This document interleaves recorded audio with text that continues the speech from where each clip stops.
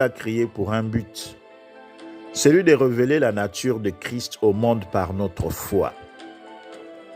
Et la foi ne consiste pas seulement à croire en Jésus-Christ, mais à agir en fonction de la parole qui a suscité notre foi. Autrement dit, la foi en Christ exige de nous d'avoir une attitude fondée sur la parole de Dieu, car la parole est pour nous l'évidence de la volonté de Dieu.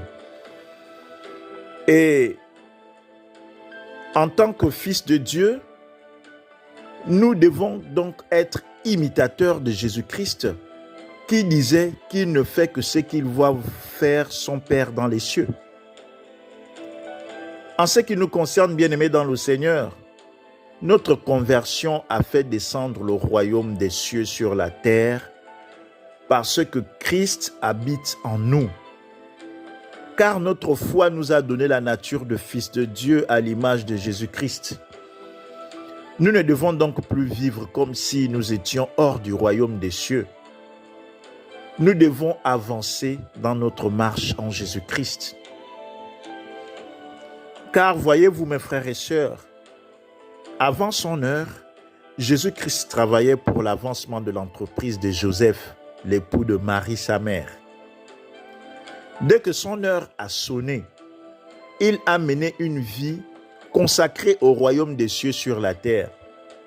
Il s'est fait baptiser par Jean. L'Esprit l'a conduit dans le désert où il a jeûné pendant 40 jours. Après cela, il a été tenté plusieurs fois par le diable qui lui a proposé les richesses de ce monde.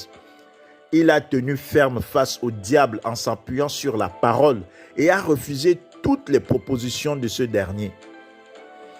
Il est allé vers le peuple pour annoncer la bonne nouvelle du royaume des cieux, appelant le peuple à la repentance.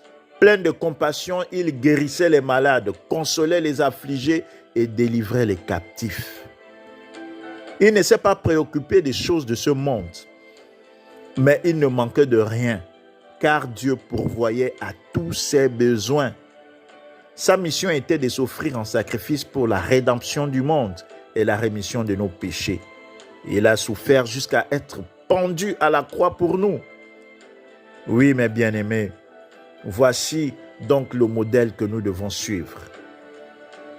Nous qui avons cru en Jésus-Christ, nous ne devons pas nous contenter de croire en Jésus-Christ et devenir des bébés spirituels sans aucune croissance, assis dans les églises, espérant que le pasteur nous touche à la tête pour être délivrés